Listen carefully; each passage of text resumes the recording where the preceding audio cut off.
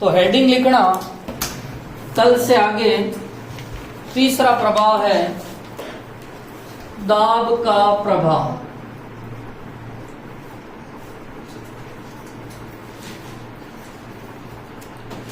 दाब का प्रभाव।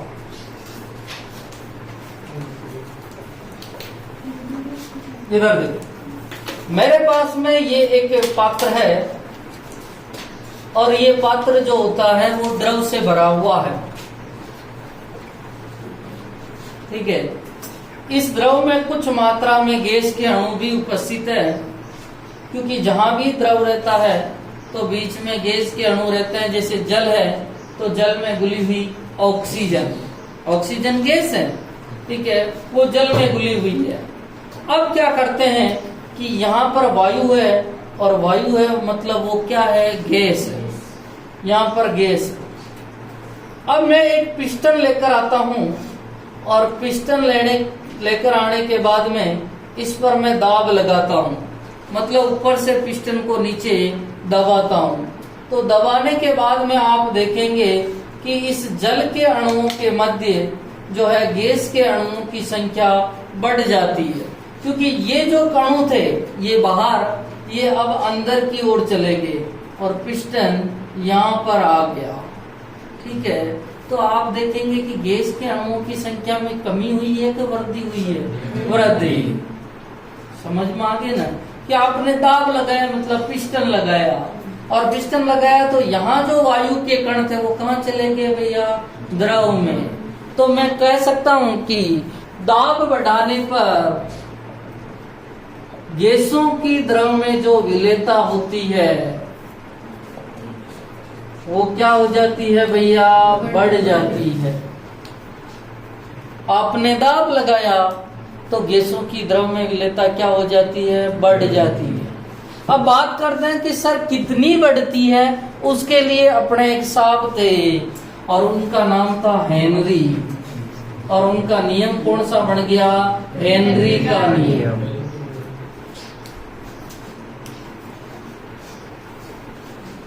ठीक है, अब क्या कहते हैं हेनरी,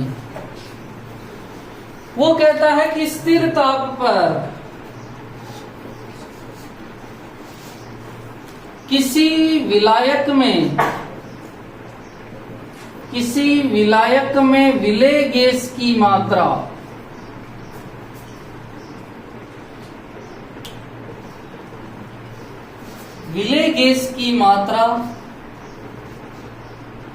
द्रव या विलयन की सतह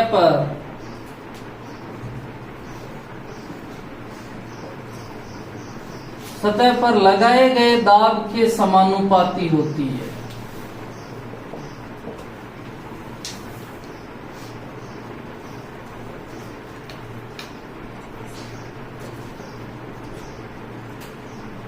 स्थिर ताप पर किसी विलायक में विलेय गैस की मात्रा। अब भाई विलायक पानी है, अब पानी में कितनी गैस है विलेय, उसकी मात्रा द्रव या विलयन की सतह पर लगाए गए दाब के समानुपाती होती है। मतलब जितना ज्यादा आप प्रेशर लगाओगे उतनी ज्यादा गैस अंदर जाएगी। आपने प्रेशर कम लगाया तो गैस क्या होगी, कम गई। आप प्रेशर ज्यादा लगाओगे तो गैस की मात्रा में क्या हो जाएगी, वृद्धि। मेरे पास में पात्र यदि बड़ा है तो प्रेशर भी बड़ा होना चाहिए, तब जाके गैस ज्यादा जाएगी। तो M समानुपाती हो जाएगा P। सर M क्या है, M विलेय गैस की मात्रा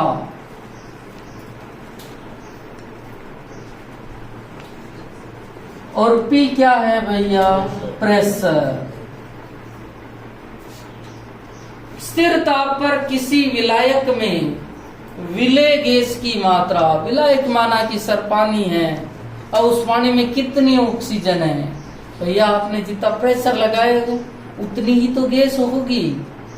आप यहाँ पर पिस्टन ज्यादा जो है प्रेशर से लगाते तो ज्यादा गैस होगी, पिस्टन को कम प्रेशर से लगाओगे तो वो गैस बाहर निकल जाएगी। किसी विलायक में विलय गैस की मात्रा द्रव या विलयन की सतह पर लगाए गए दाब के समानुपाती होती है। ठीक है, तो उतारो जल्दी से।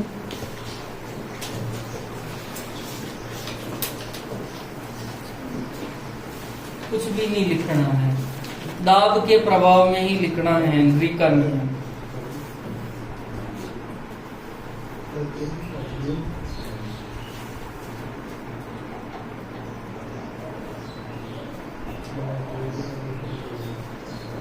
हाँ, 1 मिनट, इसको मैं आगे एम समानुपाती को हटाऊंगा तो स्थिरांक आएगा। स्थिरांक कौन सा होता है? के, और इसको मैं लिखता हूं के एच ई।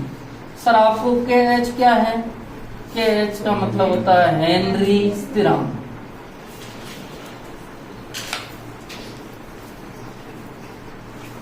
अब लिखो इसमें नियम, हेनरी का नियम।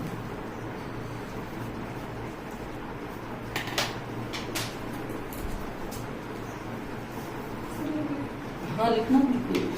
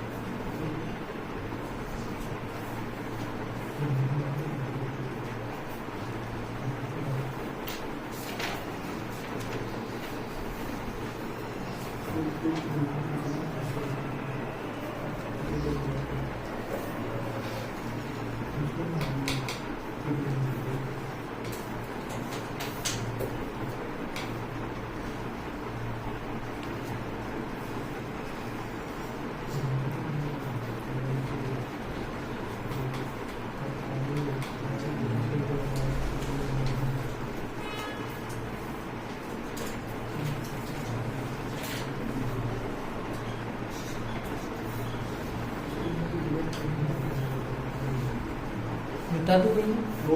नहीं सर।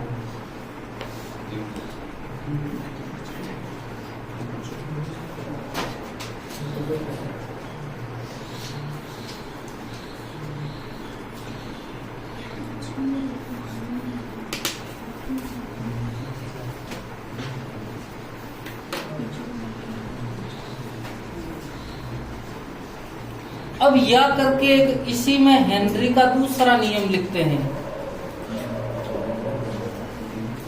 मतलब हेनरी का ये नियम नहीं आवे तो एक दूसरा नियम है।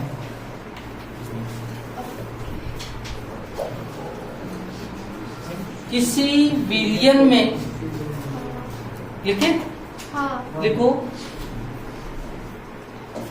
1 मिनट, इसमें ऐसे लिखे, किसी गैस का विलयन को हटाना। किसी गैस का वाष्प अवस्था में आंशिक दाब, किसी गैस का वाष्प अवस्था में आंशिक दाब उस विलयन में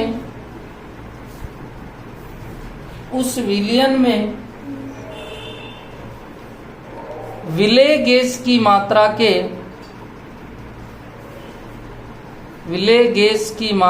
के मोल अंश के समानुपाती होता है। उस विलयन में विलय गैस की मात्रा के मोल अंश के समानुपाती होता है।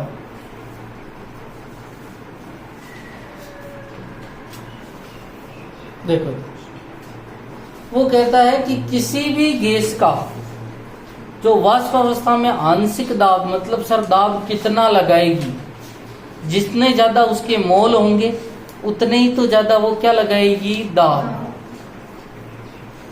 तो वो कह रहा है कि किसी भी गैस का आंशिक दाब, वाष्प अवस्था में आंशिक दाब उस विलयन में उपस्थित विलय गैस की मात्रा के मोल अंश के क्या होती है, समानुपाती। सर P क्या है, P आंशिक मतलब आंशिक दाब है, X गैस मतलब गैस का मोल अंश, यही तो लिखा है उसने कि किसी गैस का वाष्प अवस्था में आंशिक दाब उस विलयन में विलय गैस की मात्रा के मोल अंश के समानुपाती। अब समानुपाती को हटाऊं तो क्या आएगा, P आंशिक is equal to KH X gas. अब मैं इस दाब के और गैस के बीच में ग्राफ खींचना चाहता हूं। वाष्प अवस्था में आंशिक दाब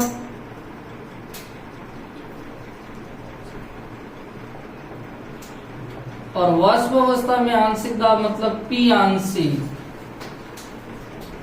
और मोल भिन्न या मोल अंश, और मोल अंश को क्या कहते हैं भैया, X। इसके बीच में ग्राफ खींचना चाहता हूं, कोई बताएगा ग्राफ कैसे आएगा, सीधा। क्यों आएगा भैया सीधा, समानुपाती। और एक सूत्र लगता है y बराबर mx प्लस c। y क्या है सर, y एक्सिस पे जो भी है, x क्या है x एक्सिस पे जो भी है, m क्या है, m ढाल है सर, और c क्या है, अंतःखंड है। c क्या है, अंतःखंड। अब देखो यहाँ पर y बराबर mx, क्या c है क्या कोई, नहीं। और इसीलिए ग्राफ कहाँ से स्टार्ट हुआ है, मूल बिंदु से। ग्राफ कहाँ से स्टार्ट हुआ है, मूल बिंदु से। और आपको पहुंच चला भाई ये ढाल किसके बराबर है भैया, ढाल जो tan थीटा के बराबर होती है, और tan थीटा किसके बराबर है, KH के। अभी लिखा था y बराबर mx, m क्या है, ढाल है, और ढाल किसके बराबर है, KH। लिखो जल्दी से।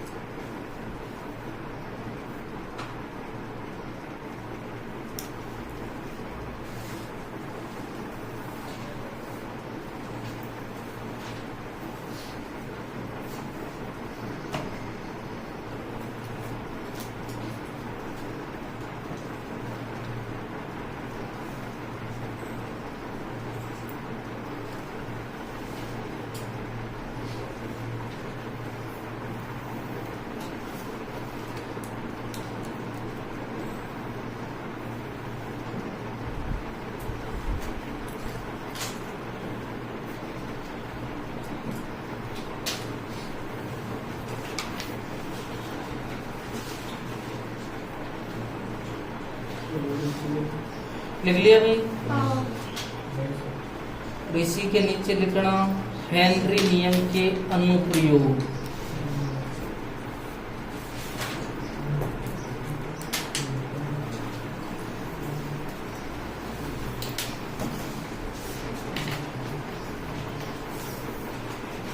हेनरी नियम के अनुप्रयोग।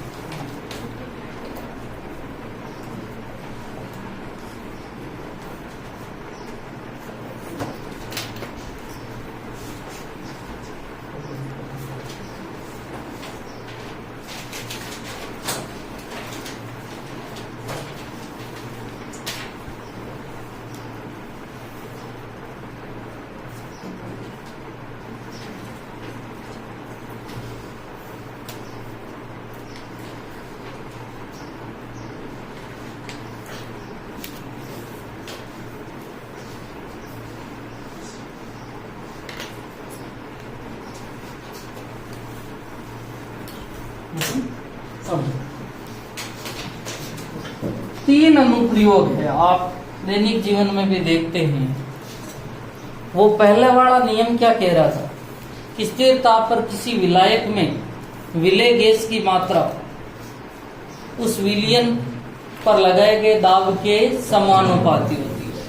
मतलब जितना ज्यादा दाब लगाओगे उतनी ज्यादा गैस क्या हो जाएगी, विलेय। यही तो कह रहा था कि जितना ज्यादा प्रेशर लगाओगे गैस उतनी ज्यादा विलेय हो जाएगी। और पहला एग्जाम्पल है सोडा वाटर।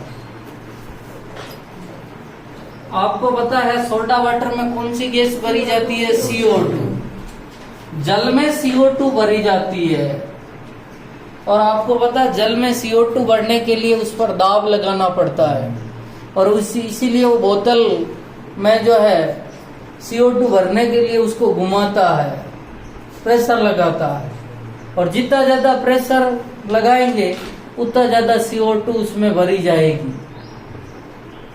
ठीक है, तो सोडा वाटर की बोतल में CO2 भरने के लिए उसे अधिक दाब पर घुमाया जाता है और जितना ज्यादा प्रेशर लगाएंगे उतनी ज्यादा उसमें क्या आएगी, CO2। पहला एग्जाम्पल है। दूसरा, ये समुद्र की गहराई में रहने वाले जो हैं व्यक्ति, उनमें क्या होता है कि समुद्र के जल का प्रेशर लगता है। और आपने बायोलॉजी वालों ने तो पढ़ा होगा कि प्लेटे हेलमिंथी, जिसे चपटे कर्मी कहते हैं, वो समुद्र में रहते हैं। चपटे इसलिए हो जाते हैं क्योंकि उसमें प्रेशर जल का लगता है। ठीक है, अब देखो एक मिनट, ये जो समुद्र की गहराई में रहने वाले लोग हैं, उनके जो गैस होती है उसकी गैस में हीलियम मिलाई जाती है। क्या मिलाई जाती है, हीलियम। और हीलियम इसलिए मिलाई जाती है कि जो उनके क्या होती है कि अधिक गहराई में नाइट्रोजन भी उसमें रक्त में ऑक्सीजन के साथ में चली जाती है। गहराई में है व्यक्ति और गहराई में है तो उसकी ऑक्सीजन के साथ में कौन सी गैस चली जाती है, नाइट्रोजन। और नाइट्रोजन चली जाती है तो जब वो व्यक्ति बाहर आता तो वो नाइट्रोजन वापस निकलती है और निकलती है तो जो है ब्लड है वो ब्लड के क्लोट पैदा कर देती है, थक्के पैदा कर देती है। निकलते टाइम बुलबुलों के रूप में निकलेगी और बुलबुलों के रूप में निकलने के समय कई बार नी भी निकली। जैसे ये अपनी रक्तवाहिनियां हैं, यहाँ से नी निकली और यहाँ एक बुलबुला रह गया और बुलबुला रह गया तो क्लोट बन जाएगा और इस रोग को कहते हैं बैंड्स। कौन सा रोग कहते हैं, बैंड्स। अब इस बैंड्स से बचने के लिए उसके जो ऑक्सीजन का टैंक होता है उसमें क्या मिलाई जाती है भैया, हीलियम। और उसका कंपोजिशन होता है कि वो टैंक जो होते हैं उनमें 11.7% तो हीलियम होती है, 56.2% नाइट्रोजन होती है और 32.1% जो होती है वो कौन सी होती है, ऑक्सीजन। नाइट्रोजन तो अपने आप ही मिल जाती है क्योंकि वायुमंडल में 78% नाइट्रोजन है। हीलियम मिला दी जाती है जिससे उसका अणुभार क्या हो जाता है, कम, और वो बैंड्स रोग नहीं उत्पन्न करता है। तीसरा आपने सुना होगा कि अपने जो ये बद्रीनाथ केदारनाथ जाते हैं जो आदमी अधिक ऊंचाई पे हिल स्टेशन पे, वो कहते हैं कि हमारे को जो है सिर चकरा जाता है या थकान आती है, उल्टी वगैरह होने लग जाती है या सांस लेने में दिक्कत आती है। क्यों आती है, उसका कारण है अपने यहाँ पर जो वायुमंडलीय दाब ज्यादा है और वहां पर दाब क्या है, कम। जो जो ऊंचाई पर जाते हैं वो दाब का मान घटता जाता है। यहाँ की तुलना में जो होता है वो ऊंचे हैं और ऊंचे हैं वहां पर दाब क्या है, कम। और जब दाब कम है तो अपने रक्त में विलेय गैस की मात्रा भी क्या होगी, कम। और विलेय गैस की मात्रा का मतलब ऑक्सीजन की मात्रा में क्या हो गई, कमी। और ऑक्सीजन की मात्रा में कमी होगी तो शरीर की कोशिकाओं, रक्त के माध्यम से ऊतकों को और रक्त को जो है ऑक्सीजन की मात्रा कम मिलने लग जाएगी और ऑक्सीजन की मात्रा में कमी आने पर सांस लेने में क्या हो जाएगी, दिक्कत। और इसीलिए जो है हिल स्टेशन पे जो भी जाते हैं उनको सांस लेने में क्या आती है, दिक्कत। तो कई बार बच्चों के दिमाग में आता है सर वो खुद रहते हैं, जो भाई कोई आदमी जम्मू रहता है या श्रीनगर रहता है तो फिर क्या हो जाएगा, फिर उनमें एडेप्टेशन हो जाता है, अनुकूल हो जाते हैं। और अनुकूल मतलब उनके शरीर में आरबीसी की संख्या बढ़ जाती है और हीमोग्लोबिन का उत्पादन बढ़ जाता है, ठीक है। क्योंकि जो आदमी जैसे अफ्रीका में रहता है या हेड जैसलमेर तक रहता है, उनको गर्मी सहन करने की क्षमता अपने से क्या होती है, ज्यादा, ठीक है। या जो व्यक्ति एडेप्टेशन हो जाता है, अनुकूलता भी तो है। अपन शुरू से कोई आदमी शुरू से बच्चा है लू में ही खेलता है तो उसको लू लगने का आसार क्या हो जाते हैं, कम। वो एक एडेप्टेशन है, अनुकूलता है। और वही हेनरी जो है समझा गए थे और अपने नाम पे हो गया। तो लिखो पहला अनुप्रयोग, कितने अनुप्रयोग बताए भैया, 3। पहला कौन सा है, सोडा वाटर। दूसरा हीलियम मिला रहे हैं, बेंड्स वाला रोग। और तीसरा कौन सा है, अधिक ऊंचाई पे जाएंगे तो सांस लेने में क्या आ जाएगी, दिक्कत। लिखो जल्दी, लिखो सोडा वाटर एवं शीतल पेयों में, शीतल पेय, अरे भाई ठंडे पेय पदार्थ जैसे कोका कोला, थम्स अप वगैरह होती है ना, इनमें आपने देखा होगा पहली या दूसरी बार पीते तो वो CO2 कई बार नाक के माध्यम से निकलती है, वो अपने लिक्विड भी नाक के माध्यम से आता है, बाईपास। लिखो सोडा वाटर एवं शीतल पेय में CO2 की विलेयता बढ़ाने के लिए, CO2 की विलेयता बढ़ाने के लिए, CO2 की विलेयता बढ़ाने के लिए बोतल को उच्च दाब पर बंद किया जाता है। बोतल को उच्च दाब पर बंद किया जाता है, लिख दिया। दूसरा लिखना, गहरे समुद्र में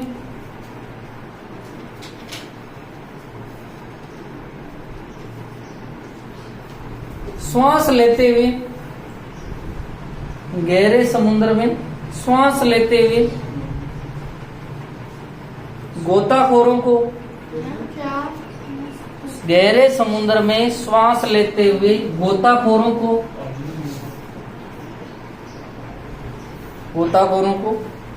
अधिक दाब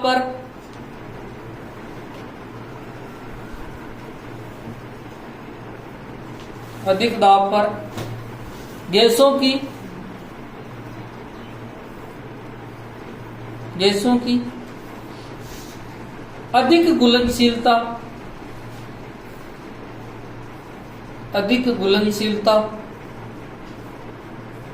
का सामना, अधिक घुलनशीलता का सामना करना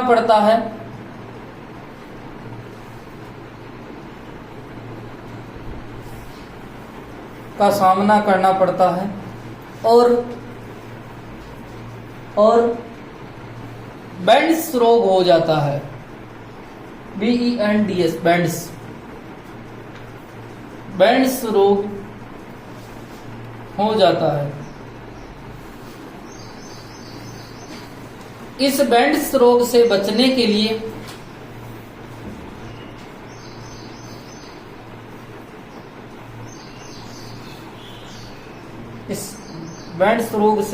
के लिए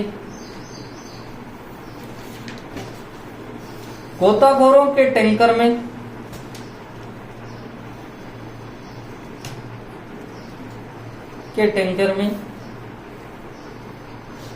हीलियम मिलाई जाती है, टैंकर में हीलियम मिलाई जाती है जिसका संगठन निम्न है।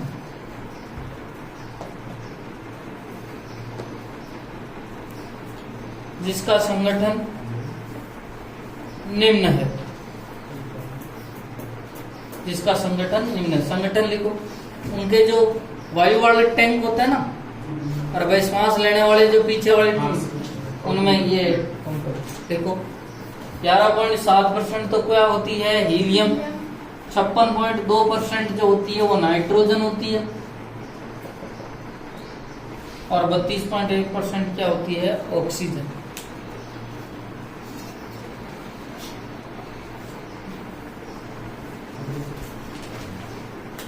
लिख लिया। नेक्स्ट तीसरा लिखो।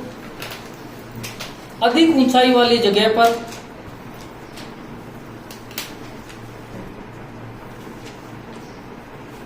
अधिक ऊंचाई वाली जगह पर अधिक ऊंचाई वाली जगह पर O2 का आंशिक दाब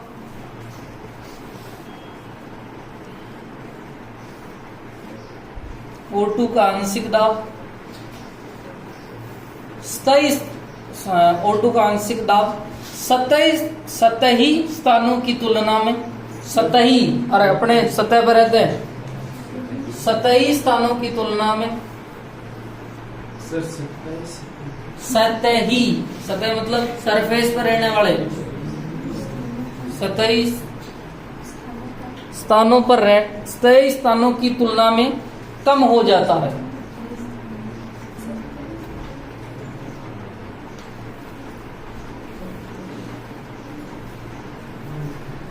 शुरू से सुनना। अधिक ऊंचाई वाली जगह पर O2 का आंशिक दाब सतही स्थानों की तुलना में कम हो जाता है, जिससे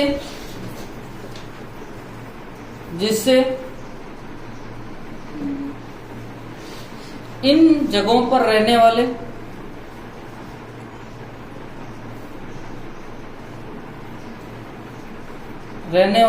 लोगों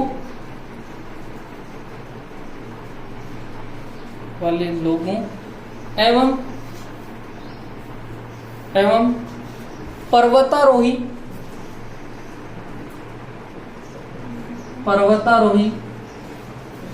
मतलब जो अपन पहाड़ी इलाकों में घूमने गए, पर्वतारोही के रुधिर एवं ऊतकों में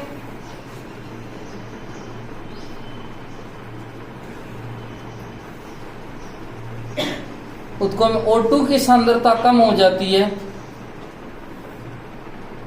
O2 की सांद्रता कम हो जाती है,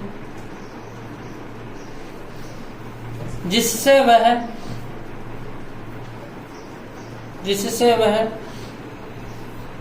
स्पष्ट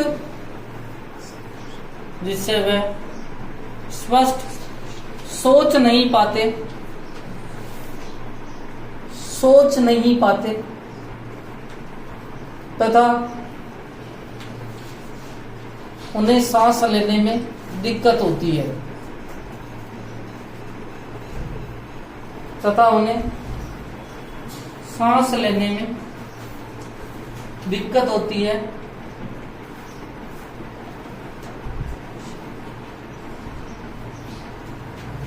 सांस लेने में दिक्कत होती है। इन लक्षणों को एनोक्सिया कहते हैं। इन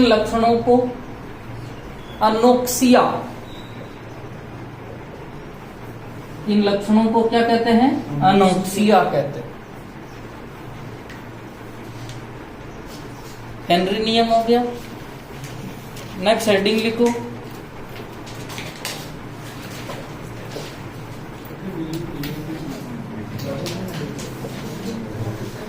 लिखे हेडिंग, ये तो हो गया हेनरी नियम। लिखो हेडिंग, द्रव्य विलयनों का वाष्प दाब। नेक्स्ट हेडिंग है पूरी की पूरी, द्रव्य विलयनों का वाष्प दाब। द्रवीय विलयनों का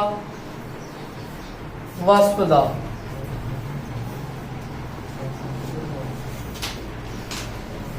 अब सबसे पहले तो बात करते हैं कि सर ये वाष्प दाब क्या होता है, और उसके बारे में अपन चर्चा। पहले थोड़ी देर को बंद करना, समझना।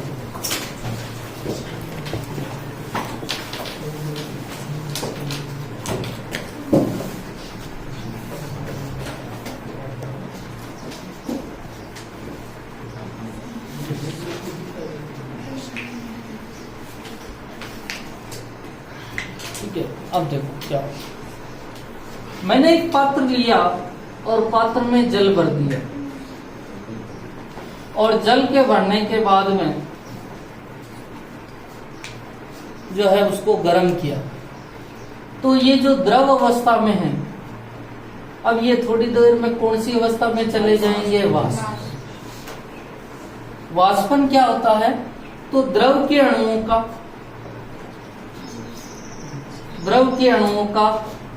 वाष्प में बदलना वाष्पन कहलाता।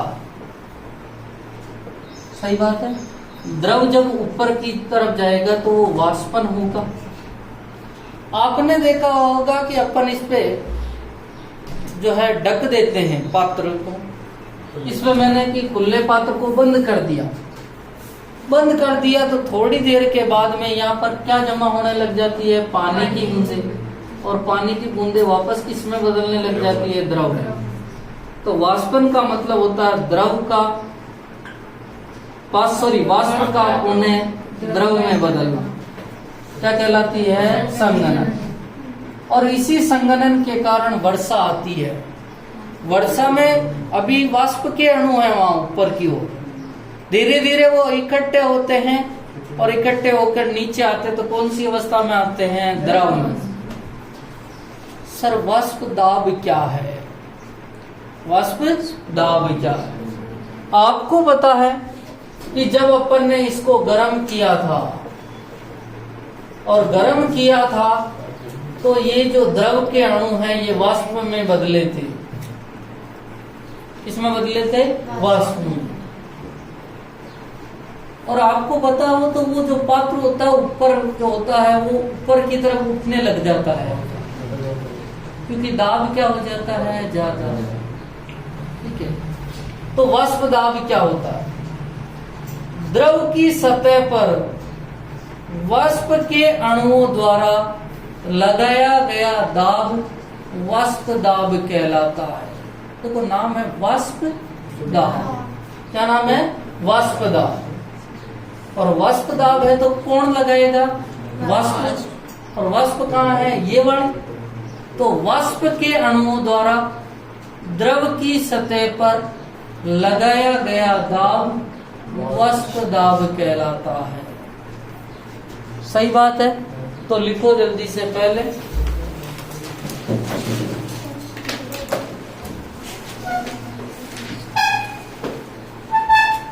हाँ, द्रव्य विलयनों का वाष्प दाब, उसमें पहला तो लिखो वाष्पन, दूसरा लिखो संघनन, और तीसरा लिखो वाष्प दाब।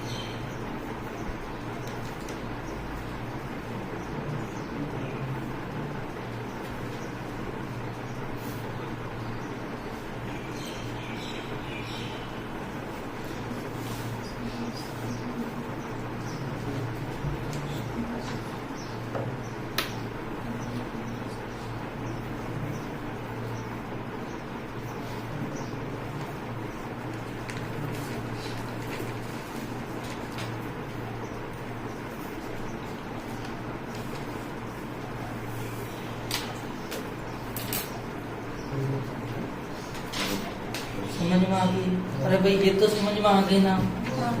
साम्यावस्था का मतलब क्या होता है? जब जितनी वाष्प बढ़ती है उतनी ही वापस वाष्प द्रव में बदल जाती है, अर्थात वाष्पन की दर किसके बराबर हो जाती है? साम्य।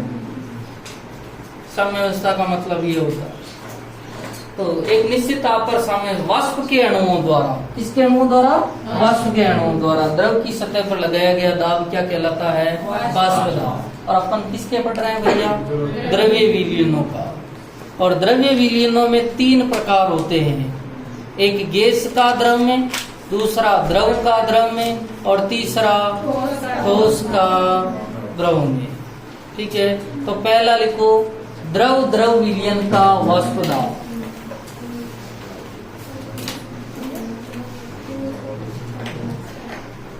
पहला लिखो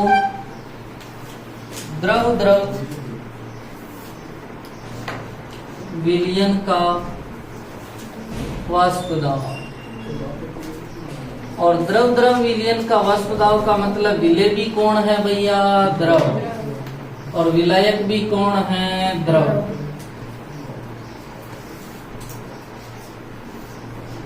विलय भी द्रव है और विलायक भी द्रव है। कल यहीं से स्टार्ट करेंगे अपन।